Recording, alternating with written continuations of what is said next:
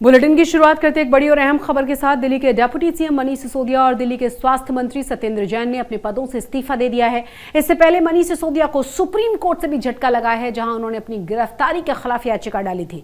Supreme court ने उन्हें पहले हाई कोर्ट में अपील करने को कहा। आम आदमी पार्टी जहां सिसोदिया की गिरफ्तारी को लेकर दिल्ली से गुजरात तक सड़कों पर है, वहीं बीजेपी आरोप लगा रही है कि केजरीवाल और सिसोदिया ने दिल्ली को नशे की नगरी बना दिया।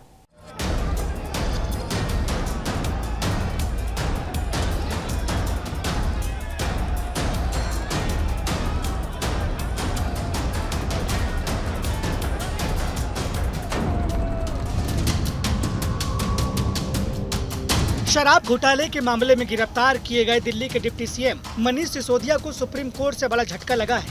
टॉप कोर्ट ने उनकी गिरफ्तारी के खिलाफ दायर की गई याचिका को खारिज कर दिया है और आम आदमी पार्टी को हाई कोर्ट जाने की सलाह दी है।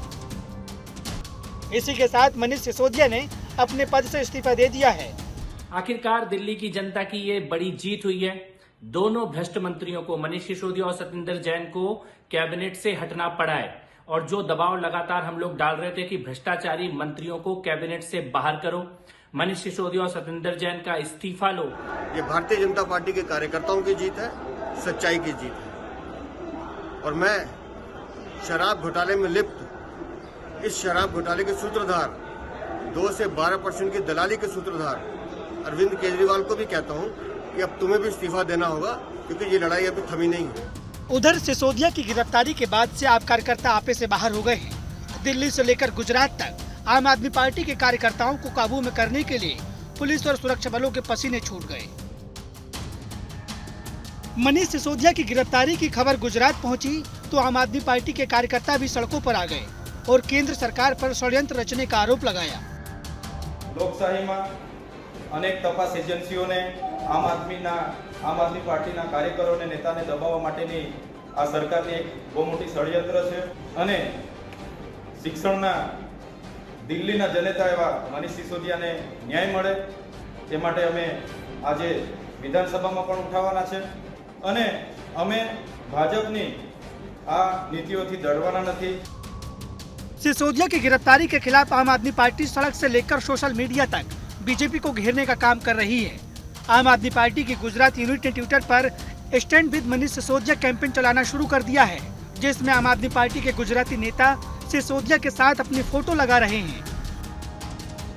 आखा देश में माननीय अरविंद केजरीवाल अने आम आदमी पार्टी स्वीकृति थई रही है। एनाथी डरीने भाजप सरकारे तमाम एजेंसीओ ने अरविंद केजरीवालजी अने एमना नेताओं पाछळ लगाड़ी दीधा छे। तमे विचार करो के एक नानकड़ा आरोप लगाड्यो छे, आरोप कोई साबित नहीं थयुं मनीष सिसोदियाजी उपर, छतां एमनी सीबीआई धरपकड़ करे छे। आपने सरकार पर आरोपों की झड़ी लगाई तो बीजेपी ने भी करारा पलटवार किया। बीजेपी कह रही है कि आम आदमी पार्टी मनीष सिसोदिया को ऐसे ट्रीट कर रही है जैसे वो देश के लिए कोई महान काम करने के बाद गिरफ्तार किए गए हों। ये बहादुरी बेईमानों के खिलाफ आप में क्यों नहीं आती? ये बहादुरी अडानी के खिलाफ क्यों नहीं दिखाते? आम आदमी पार्टी के दफ्तर पे आप छापे मार रहे हैं, पुलिस वालों को भेज रहे हैं यहां अंदर। कट्टर बेईमान और अराजक अपराध पार्टी ना संविधान का सम्मान करती है, ना न्यायालय का सम्मान करती है, ना जनता का सम्मान करती है और ना कानून का सम्मान करती है। उधर सूरत में लोगों ने मनीष सिसोदिया की गिरफ्तारी पर तीखी प्रतिक्रिया दी है। आज तक से बातचीत में लोगों ने आरोप लगाया है कि सत्ता पक्ष एजेंसियों का दुरुपयोग करती है। उन्होंने साथ में ये भी कहा कि नेताओं की गिरफ्तारी तो होती है लेकिन सजा नहीं होती। केंद्र सरकार का ये काम है कि कहीं कोई बड़ा घोटाला हुआ है, देश को नुकसान हो रहा है तो उसकी धरपकड़ करनी चाहिए। लेकिन मजबूरन तकलीफ ये है कि एक भी नेताओं को आज तक ऐसा कोई ध्यान में नहीं आ रहा है कि उनको सजा मिली हो और पूर्ण रूप से लोग एकदम उससे स्वस्थ हो कि नहीं किसी नेता की धरपकड़ हुई है तो उसको सजा हो। आम आदमी पार्टी जब से इस देश में आई है और सत्ता में आई है दिल्ली में, तब से उसके कभी शिक्षा मंत्री जेल में जाते हैं, आज भी हैं, कभी उनके उप मुख्यमंत्री जाते हैं, इसके पहले 20-22 उनके अमले जा चुके हैं, कुछ ही अमले सस्पेंड हो चुके हैं। तो ऐसा क्या है उस पार्टी में, या वास्तव में वो कुछ ऐसा गड़बड़ कर रही है, कुछ पॉलिटिकल इशू है जो खींचतान दोनों पार्टी में चल रही है। लेकिन जो भी घटना होती है और जब केंद्रीय एजेंसी किसी की जांच करती है तो 80% वो केंद्र के इशारों पे ही काम करती है। बहरहाल आप पूरे एपिसोड में विक्टिम कार्ड खेलने के मूड में हैं, लेकिन बीजेपी कह रही है कि सिसोदिया ने घोटाला किया है, इसलिए जेल तो जाना पड़ेगा और जेल की रोटी खानी पड़ेगी। सूरत से संजय सिंह राठौड़ के साथ आज तक ब्यूरो। गुजरात में पेपर लीक कई बार खुलासा कर चुके युवराज जडेजा ने एक और सनसनीखेज खुलासा किया है। इसमें जडेजा ने कहा है कि बिना परीक्षा पास किए, बिना कोई इंटरव्यू दिए एक शख्स हाई सिक्योरिटी वाले गुजरात पुलिस एकेडमी में सब इंस्पेक्टर की ट्रेनिंग लेने के लिए पहुंच गया। न सिर्फ उसकी ट्रेनिंग चल रही थी बल्कि उसने 1 महीने की सैलरी भी ले ली थी। ये पूरा का पूरा मामला क्या था, इस रिपोर्ट में देखिए।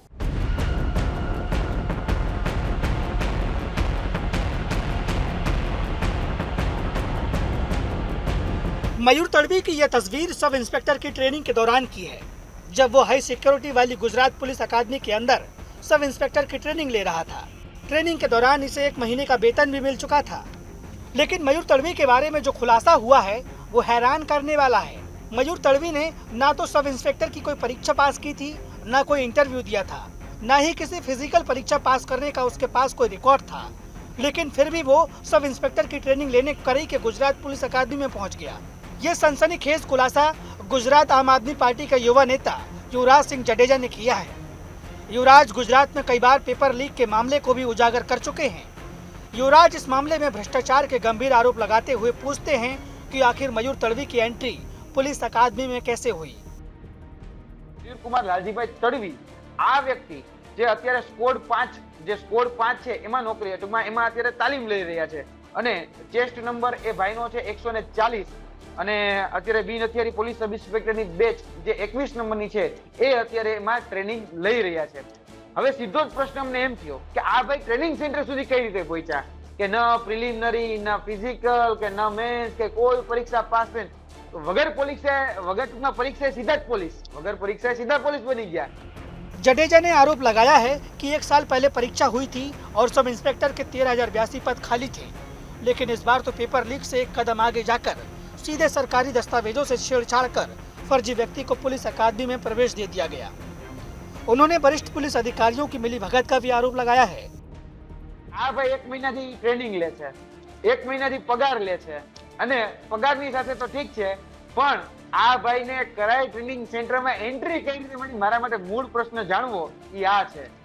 આ ભાઈએ એન્ટ્રી લઈ લીધી, ચલો એને કદાચ એને ખોટું કર્યું, માની લો કે એને ખોટું કર્યું, એને ટેમ્પરિંગ કર્યા, જે પણ લેટરો છે એની સાથે, પણ આ ભાઈને જે તપાસનાર અધિકારી હતા, જે કહી શકે કે તાલીમ સંસ્થાના એવા માનનીય શ્રી એડીઆઈ અને એની સાથે પોલીસ ભરતી વિભાગના અધિકારી અને એની જ સાથે આ ભાઈ જે કેટેગરીમાંથી આવે એસટી કેટેગરી, તો બિરસા મુંડા ભવન ખાતે જ્યારે એના પોલીસ વેરિફિકેશનમાં જ્યારે આ વ્યક્તિના કાગળિયા મોકલવામાં આવ્યા છે, તો આ બધી પ્રોસેસમાંથી આ ભાઈ કઈ રીતે આવી ગઈ?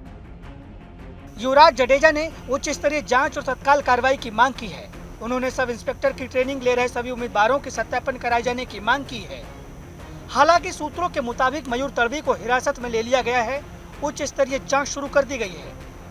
अहमदाबाद से गोपी घांगर के साथ आज तक ब्यूरो।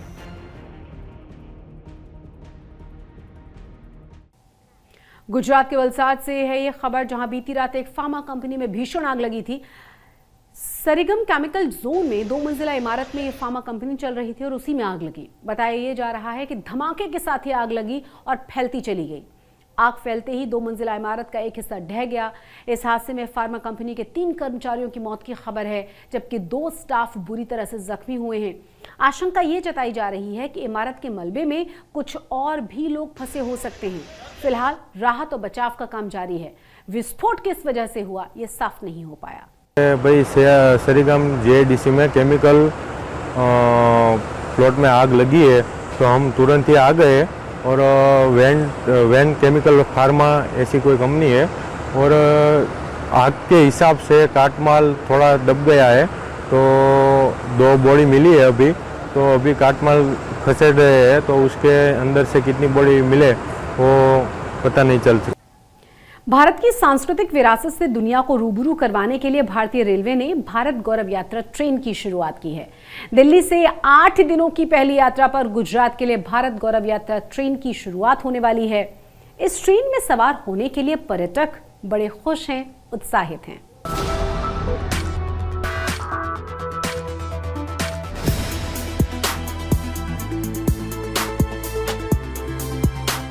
गुजरात की लोक संस्कृति और कला का अनुभव कराने के साथ गुजरात की आध्यात्मिक विरासत और ऐतिहासिक धरोहर का दर्शन कराने, गुजरात के धार्मिक वैभव से रूबरू कराने के लिए Bharat Gaurav deluxe AC tourist train तैयार है। Shri Jagannath Yatra, Jyotirlinga Bhakti Yatra, north east discovery, Shri Ramayan Yatra, Guru कृपा यात्रा के बाद बारी गरवी गुजरात यात्रा की है।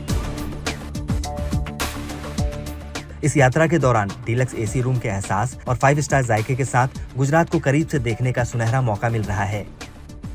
सरकार की एक भारत श्रेष्ठ भारत की तर्ज पर इस ट्रेन को डिजाइन किया गया है। इसका मकसद घरेलू पर्यटन से लोगों को जोड़ना है, जिसमें बैठने वाले पर्यटक गुजरात यात्रा को लेकर बेहद उत्साहित हैं। गरवी गुजरात यात्रा का शुभारंभ दिल्ली के सफदरजंग स्टेशन से होगा। 8 दिनों की यात्रा पर रवाना होने वाले ट्रेन में पर्यटकों की सुविधा का पूरा ख्याल रखा गया है। टूरिस्ट ट्रेन में 4 first AC coach, 2 second AC coach, बेहद खूबसूरती से सजाई गई पेंट्री कार और 2 रेस्टोरेंट शामिल हैं, जिसमें 156 पर्यटक सवार हो सकते हैं। गरवी गुजरात रेल यात्रा के इस पैकेज का पहला पड़ाव केवड़िया में रखा गया है, जहां स्टैच्यू ऑफ यूनिटी आकर्षण का केंद्र होगी। पूरी ट्रेन 8 दिनों की यात्रा के दौरान लगभग 3500 किलोमीटर की दूरी तय करेगी। ऐतिहासिक धरोहरों को देखने की कड़ी में चंपानेर पुरातात्विक पार्क, जो यूनेस्को की विश्व धरोहर स्थल है, अतलेज की बावड़ी, अहमदाबाद के अक्षरधाम मंदिर, साबरमती आश्रम, मोडेरा सूर्य मंदिर और यूनेस्को स्थल पाटन स्थित रानी की वाव के दर्शन इस टूर की विरासत के प्रमुख खजाने हैं। इसके अलावा सोमनाथ ज्योतिर्लिंग, नागेश्वर ज्योतिर्लिंग, द्वारकाधीश मंदिर और बेट द्वारका 8 दिनों के इस यात्रा में शामिल रहने वाले धार्मिक स्थल हैं। पर्यटक इस टूरिस्ट ट्रेन में गुरुग्राम, रेवाड़ी, रिंगस, फुलेरा और अजमेर रेलवे स्टेशन पर भी चढ़ सकते हैं। IRCTC ने ग्राहकों की सुविधा को ध्यान में रखते हुए भुगतान के बेहतर विकल्प बनाए हैं। इसके साथ ही entertainment system, CCTV camera, security guard service की भी सुविधा दी गई है, जिससे पर्यटकों की यात्रा सुरक्षित रहे। Ashok Singhal, Delhi, good news today. और अब यह खबर है सामूहिक शादियों की। गुजरात के सूरत में हुए इस अनूठे समारोह में एक साथ 70 जोड़ों का ब्याह रचाया गया और समाज में सबकी खुशहाली का संदेश भी दिया गया।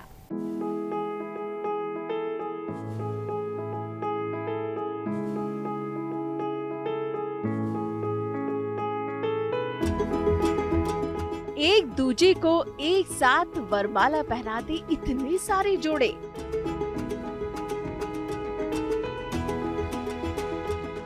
यहाँ दुल्हा और दुल्हन की जोड़ियों की गिनती करना जरा मुश्किल है, लेकिन सामूहिक विवाह की ये तस्वीर बेहद अनूठी है। ये नजारा सूरत में हुए सामूहिक विवाह के खास समारोह का है, जिसका बेहद शानदार आयोजन किया गया। वरमाला के बाद इसी भव्य पंडाल में बने मंडपों में इन जोड़ों के ब्याह की रस्में भी पारंपरिक विधि विधान से पूरी की गयी। इस दौरान 70 जोड़ों ने ब्याह रचाकर एक दूसरे के साथ जिंदगी गुजारने की कसमें खाई।